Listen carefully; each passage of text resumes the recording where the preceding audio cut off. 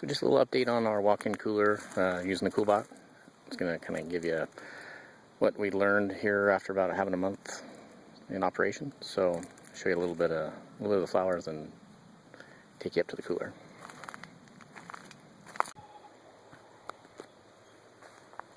So this is what all the flowers look like in the fields.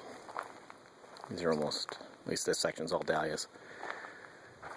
But it's kind of what we use it for in the summer. Keep everything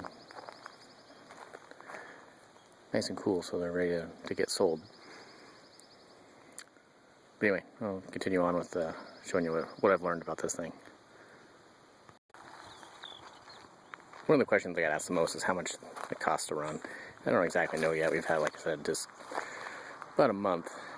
But looking at the first power bill and just kind of trying to figure out, you know, roughly what the difference is, I think it's going to work out to be about $35 a month. But I'll know more, you know, as it goes on in time. But I think that's what it's going to be. And it'll obviously depend greatly on, you know, which air conditioning unit you have, and of course how well your room's insulated. So anyway, like I said, we'll go check out the cooler and a few things that I've learned about it. Okay, into the cooler go.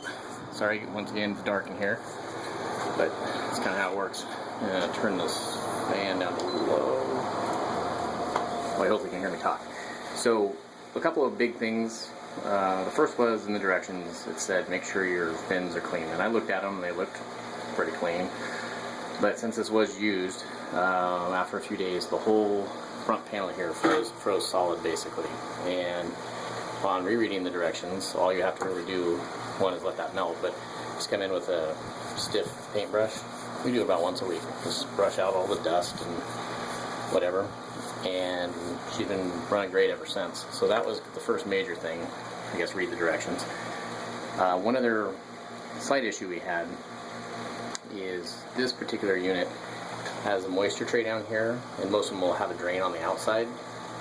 But the way this worked out, this is pitched slightly forward, and so all the water was coming and pooling, and then it was part of the freezing problem. So what I did is I just came underneath here and drilled a little tiny hole and ran it down into a funnel that goes into a bucket.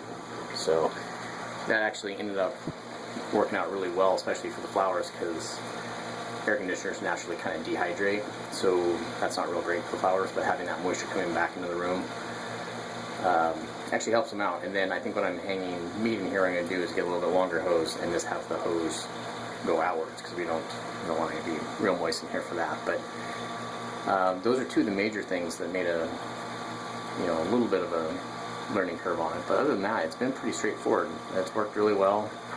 You can see, yeah, some of the flowers out there in here. I'll give you a little shot when this thing is totally full, because here about an hour when we're done, I wouldn't be able to even walk in here.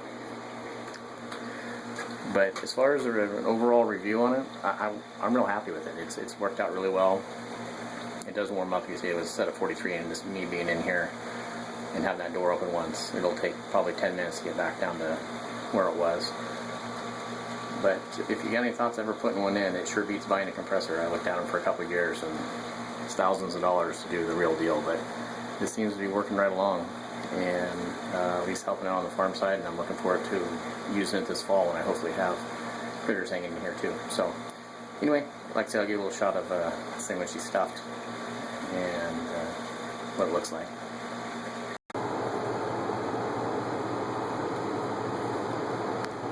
This is what she looks like when she's full of flowers. It looks like a lot of space until you get a bunch cut, but in here overnight and be sold tomorrow.